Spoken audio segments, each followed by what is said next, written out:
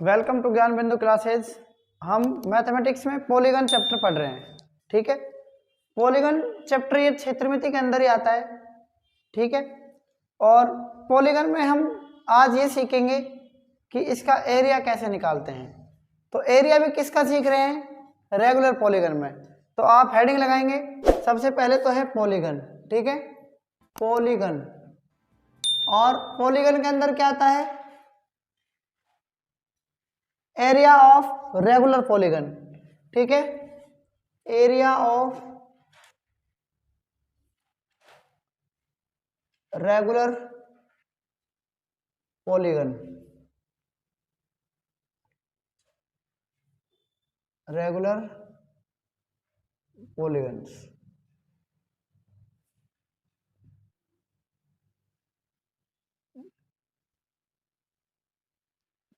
हम regular polygon के का क्षेत्रफल कैसे ज्ञात करते हैं ये हम सीखेंगे। ठीक है, तीन टाइप से सीखेंगे आप इसमें। देखो यहां लिख देता हूं मैं।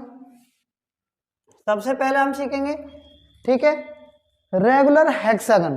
क्या सीखेंगे? Regular hexagon. हेक्सागन हिंदी में क्या बोलते हैं इसको? हिंदी में क्या बोलेंगे? सम षटभुज। क्या बोलेंगे? सम षटभुज। ठीक है, इस तरीके से। सेकंड क्या है आपका? सेकंड है अष्टभुज, ऑक्टागन। क्या बोलेंगे? Regular octagon.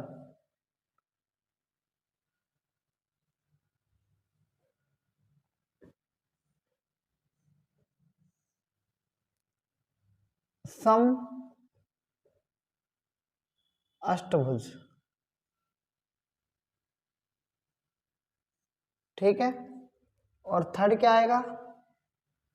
थर्ड आएगा केवल पॉलीगन। देखो सम षटभुज का एरिया क्या होता है?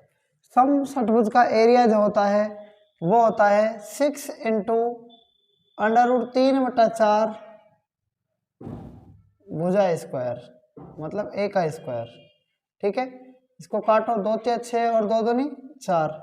इसको क्या लिख सकते हैं? 3√3/2 और ए का स्क्वायर।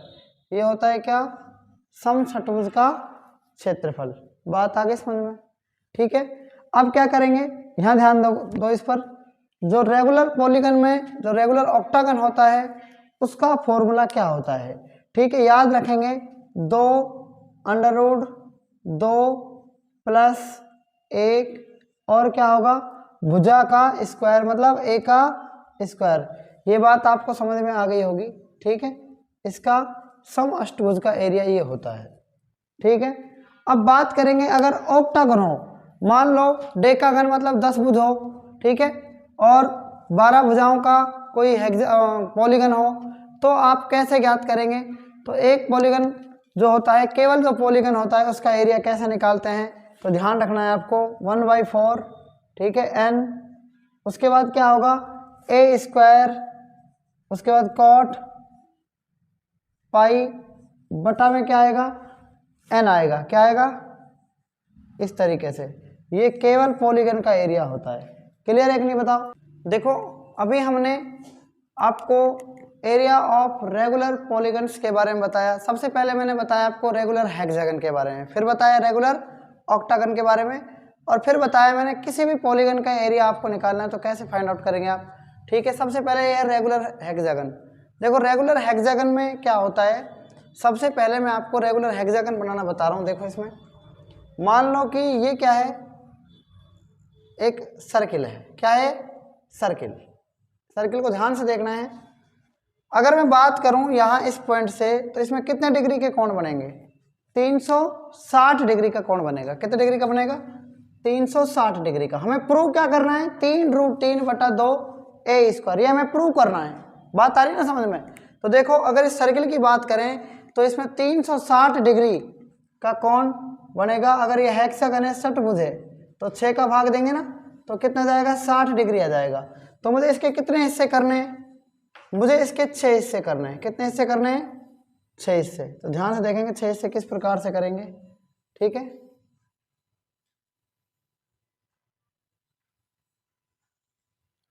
ये इसके 6 हिस्से हो गए, 1 2 3 4 5 6, और भी थोड़ा सा मैं इसको सही कर देता हूँ, ठीक है। ये 6 हिस्से बनाएंगे इसमें, टोटल इसमें कितने हिस्से बनेंगे, 6। अब 6 हिस्से हो रहे हैं कि नहीं हो रहे हैं, 1 2 3 4 5 और ये 6।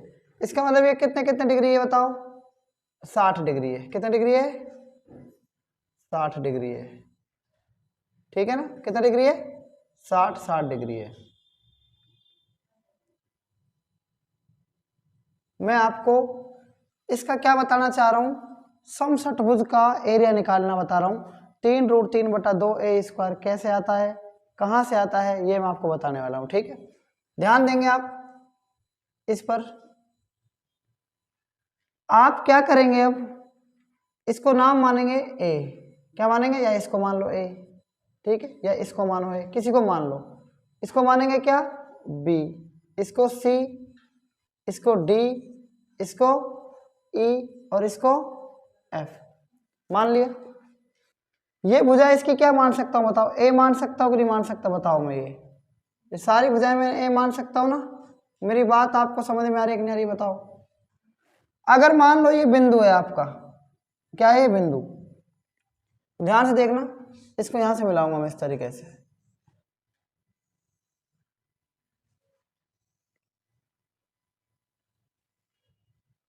इस तरीके से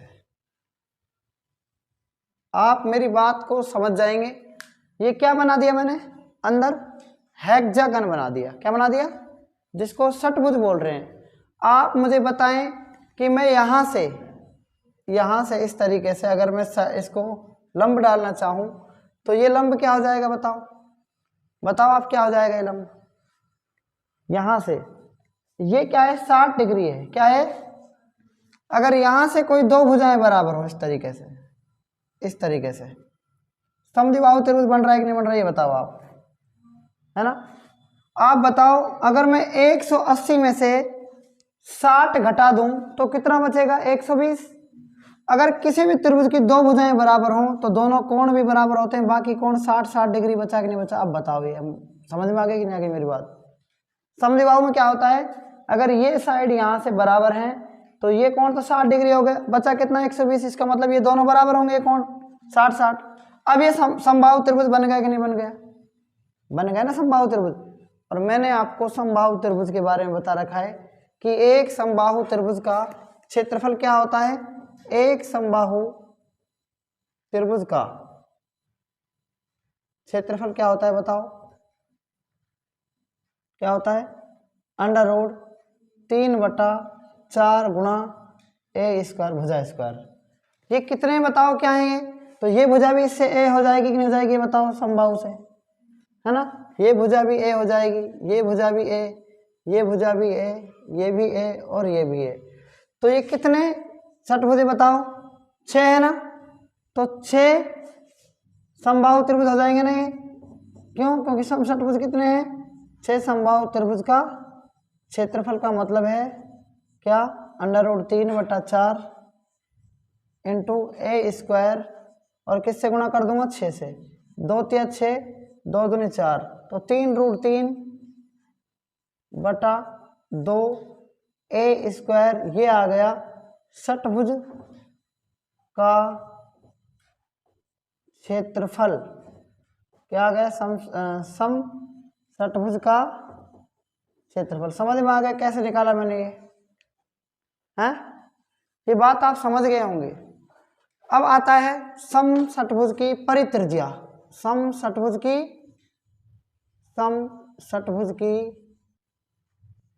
परित्रिज्या। परित्रिज्या क्या होती है बताओ, समबाहु त्रिभुज की परित्रिज्या क्या थी, त्रिभुज के ऊपर क्या, त्रिभुज के बाहर क्या था। देखो परित्रिज्या बोलते हैं, मान लो ये त्रिभुज है सपोज करो, और इसके बाहर क्या है, वृत्त है, उसे बोलते हैं क्या, परित्रिज्या। अगर ये अंदर मान लो वृत्त है तो इसे बोलते हैं अंतः त्रिज्या। इसी प्रकार से समषटभुज की परित्रिज्या क्या होगी? देखो ये समषटभुज है कि नहीं बताओ, और ये वृत्त से इसकी इस बिंदु तक त्रिज्या की परित्रिज्या क्या हो रही है बताओ? ए ही होगी कि नहीं होगी? ये बताओ क्या होगी? केवल ए होगी। बात आगे समझ में नहीं आई, ये बताओ। अरे हाँ या ना? आ गई। अब क्या है, अब आप समझेंगे समषटभुज की अंतः त्रिज्या, समषटभुज की अंतः त्रिज्या, अंतः त्रिज्या क्या होगी बताओ? आप बताओ। समषटभुज की अंतः त्रिज्या क्या होगी कि इस षटभुज के अंदर क्या हो? अंदर क्या हो? वृत्त हो। क्या हो? अंदर क्या हो? अंदर वृत्त हो।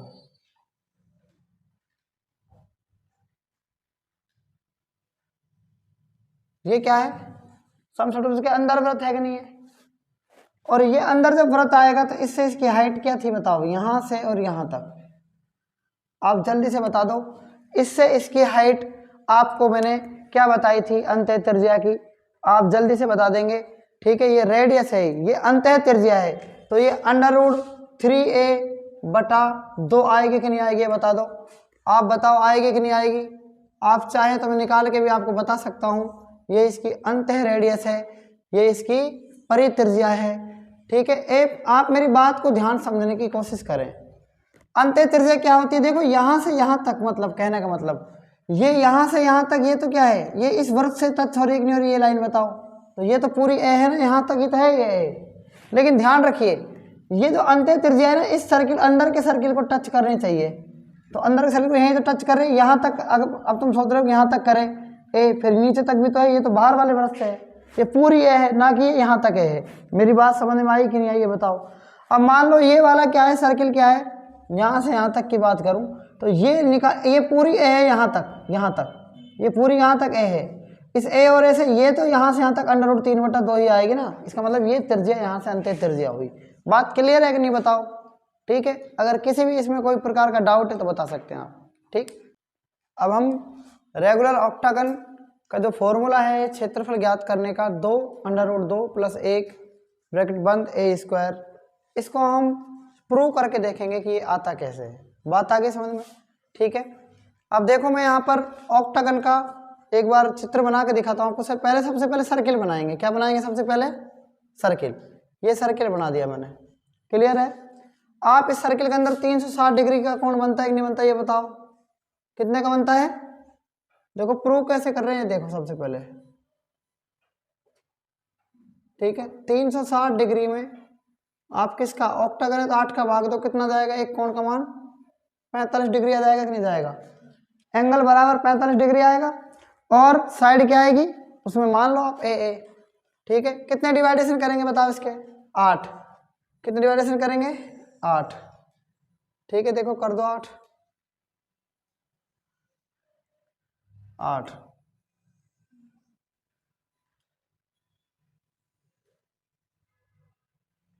ठीक है, ये मैंने 8 डिवाइडेशन कर दिए इसमें। ये देखो आप इसमें, ये सारे कितने डिग्री आएंगे बताओ? 45 डिग्री, 45 डिग्री, 45, और ये 45, ये 45, ये 45, ये 45। आप ये देखेंगे सबसे पहले कि जो ये साइड आई है इसको क्या मान सकते हैं? ए मान सकते हैं कि नहीं मान सकते बताओ? ए मान लेंगे। ए मानो, ए मानो, ए मानो। इसको भी क्या मान सकते हैं?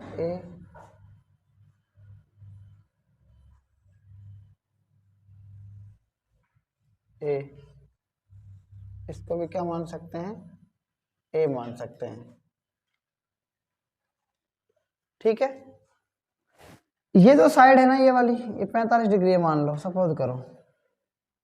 त्रिभुज के तीनों कोणों का योग क्या होता है बताओ? कितना होता है? 180 डिग्री होता है। आप अगर बात करें 180 डिग्री के बाद की तो ये 45 डिग्री है। यहाँ पर ये कितना है? ये सारी जो है ये साइड ये क्या होंगी, एक्स एक्स मान लो इनको, क्या मान सकते हैं, एक्स एक्स, एक्स मान लो इसको।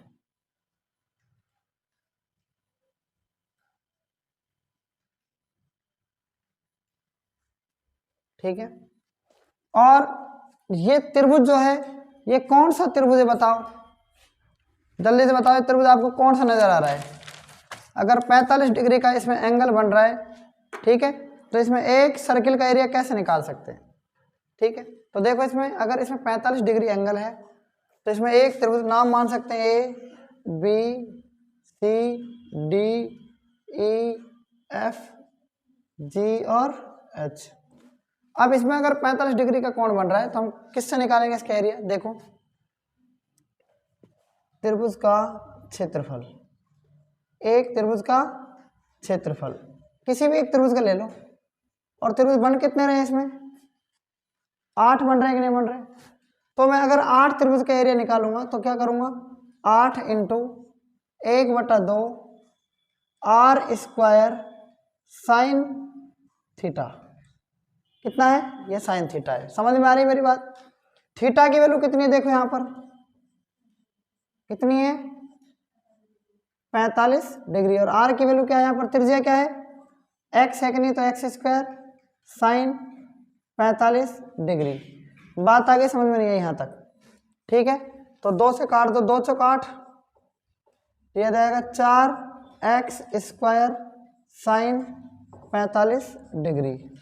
ठीक है, ये क्या है, ऑक्टागन, क्या है, रेगुलर ऑक्टागन का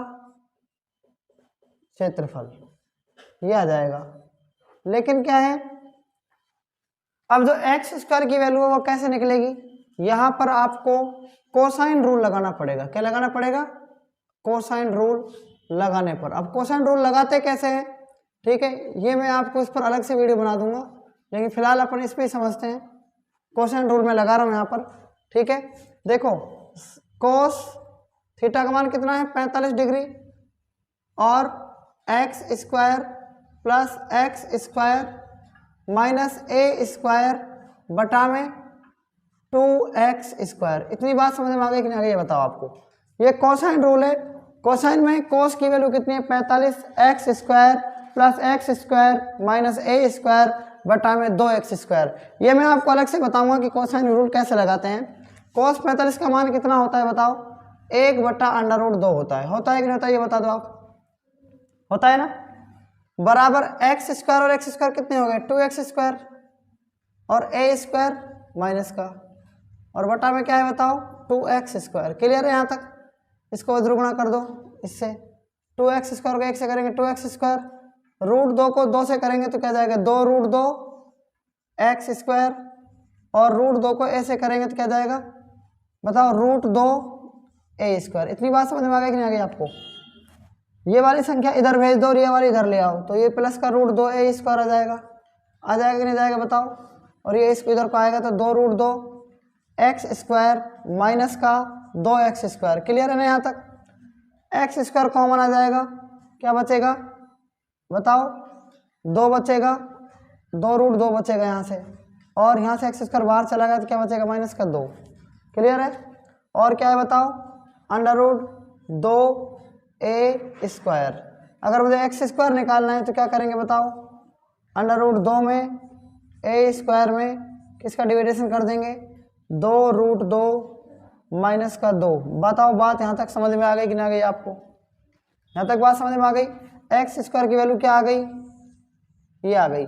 इसको कहाँ रख सकते हैं, इसको यहाँ रख सकते हैं। फॉर एक्स स्क्वायर की वैल्यू क्या है, देखो यहाँ से √2 ए स्क्वायर साइन 45 की वैल्यू क्या होती है, 1/√2, और बटा में क्या है बताओ, 2√2 और माइनस का क्या है 2। क्लियर है कि नहीं बताओ। ये इससे ये कट जाएगा कि नहीं कट जाएगा, कट जाएगा ना। 4a स्क्वायर, इसका परिमेयकरण कर लो। क्या कर लो, इसका परिमेयकरण करेंगे। परिमेयकरण कैसे करेंगे, देखो 4a स्क्वायर बच रहा है, क्या बच रहा है 4a स्क्वायर, और बटा में क्या जाएगा 2√2 माइनस 2 है ना, 2 माइनस 2, इसका परिमेयकरण करेंगे और जब परिमेयकरण करेंगे तो क्या जाएगा 2 प्लस का 2 हो जाएगा, ऊपर भी और नीचे भी आ जाएगा। अब देखो अब इसमें क्या है 2 का a माइनस बी और a plus b, a minus b और a प्लस बी, तो ये a का स्क्वायर 2 का स्क्वायर करेंगे तो क्या आएगा बताओ, 2 का स्क्वायर 4, √2 का स्क्वायर करेंगे 2, 4 दूनी 8 और 2 का स्क्वायर करेंगे तो 4। समझ में आएगी नहीं मेरी बात बताओ? 8 में से 4 के कितने बचेंगे, 4 बचेंगे ना। तो देखो यहाँ बता रहा हूँ 4 नीचे बचेंगे और ऊपर क्या बचेगा बताओ 4a² और यहाँ पर कितना है 2√2 और प्लस में 2। इतनी बात समझ में आ गई कि नहीं आ गई ये बताओ? यहाँ तक नीचे क्या बचेगा 4 ही बचेगा ना। बात आ रही कि नहीं आ रही समझ में बताओ? हाँ या ना? तो देखो इससे ये कट जाएगा कि नहीं कट जाएगा ये बताओ? कट जाएगा ना। यहाँ पर भी 2 है, यहाँ पर भी 2 है, तो 2 क्या आ जाएगा बताओ? कॉमन आ जाएगा, अंदर √2 बचेगा और प्लस में 2 से बाहर जब निकल जाएगा यहाँ 1 बचेगा और a² पहले से ही था।